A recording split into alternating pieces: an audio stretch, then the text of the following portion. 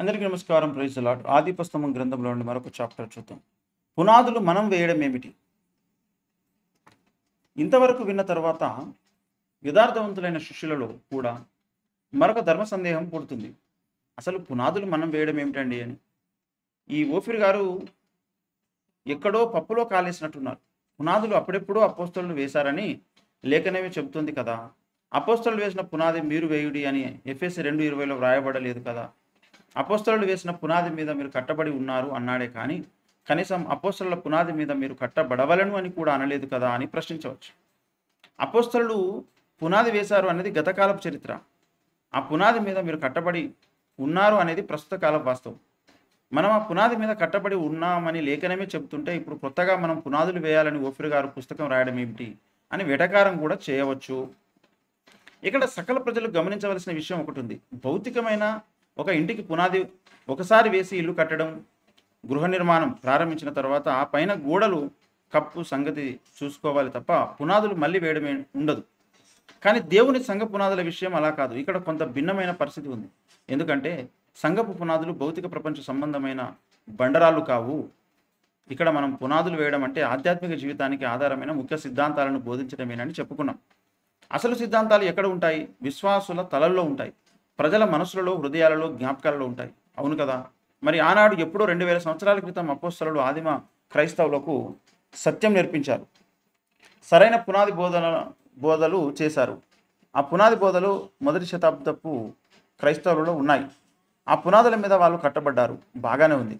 అయితే క్రైస్తవ సంఘం ఆరంభించబడిన తర్వాత 2000 సంవత్సరాలకు ఈనాడు మనం ఇండియాలోనో చైనాలోనో మరే దేశంలోనో ఒక పట్టణానికి వెళ్ళి సువార్త ప్రకటించి యేసే రక్షకుడని అక్కడి ప్రజలను ఒప్పించి వారికి బాప్సాలు ఇచ్చామనుకోండి. మొదటి శతాబ్దపు క్రైస్తవుల మనసులో ఉండిన ఆ బోధలు, ఆ పునాదులు తమంతట తామే ఇప్పుడు రక్షణ పొందిన నూతన విశ్వాసులలోకి వస్తాయా? మన ఊరిలో నూతనంగా రక్షింపబడిన విశ్వాసులు ఆ ప్రథమ శతాబ్దపు క్రైస్తవులు నమ్మిన విషయాలనే ఆటోమేటిక్గా నమ్మేస్తూ ఉంటారా? ఈనాడు నూతనంగా రక్షింపబడిన విశ్వాసులకు మనం ప్రత్యేకించి చెప్పకుండానే మారుమనసు సంగతి అంతా తెలిసిపోతుందా? పరిశుద్ధాత్మ అభిషేకాన్ని గురించిన సత్యం, కృపావరాల సంగతి అంతా ఆటోమేటిక్గా తెలిసిపోతుందా? ఇవాళ బాప్సం పొందిన నూతన విశ్వాసులకు క్రీస్తు రెండవ రాకడను గురించిన సత్యం, పునరుత్థానాన్ని గురించిన వివరము, నిత్య తీర్పు ఒకటి ఉందనే విషయం స్వతహాగానే తెలిసిపోతుందా? తెలియదు కదా. మరి ఈనాటి విశ్వాసులు ఆనాటి బోధల మీద ఎలా కట్టబడతారు? ఒక తరంలోని విశ్వాసులకు సిద్ధాంత పునాదులు వేస్తే ఆ పునాదుల మీద మరొక తరంలోని విశ్వాసులు ఎలా కట్టబడతారు? ఒక ఊరిలోని క్రైస్తవులకు పునాదులు వేస్తే ఆ పునాది బోధల మీద వేరొక ఊరిలోని విశ్వాసులు ఎలా కట్టబడతారు? ఏ విశ్వాస పునాది మీద నిలబడాలంటే ఆ విశ్వాసకే పునాది సిద్ధాంతాలు నేర్పించాలి. ఏ ఊరి సంఘం పునాది మీద కట్టబడాలంటే ఆ ఊరిలోని సంఘానికి మనం పునాది సిద్ధాంతాలు బోధించాలి. అందుచేత అపోస్తలులు పునాది వేశారని వ్రాయబడింది కనుక ఇక మనం పునాదులను గురించి ఆలోచించనక్కరలేదు, పునాదులు అనే అంశాన్ని మనం పట్టించుకోనక్కరలేదు అనడం సరైన వైఖరి కాదు. ఆనాడు ఆదిమ అపోస్తలులు పరిశుద్ధాత్మ ఆధ్వర్యంలో మొట్టమొదటిసారిగా క్రైస్తవ సంఘానికి సిద్ధాంత పునాదులు వేశారు. ఆ తర్వాత ఎక్కడెక్కడ నూతనంగా సంఘాలు స్థాపించబడుతున్నాయో అక్కడల్లా అపోస్తలులు పునాది ఉపదేశాలు ఆ స్థానిక కాపరుల చేత బోధించబడి తీరాలని దేవుడు నియమించాడు.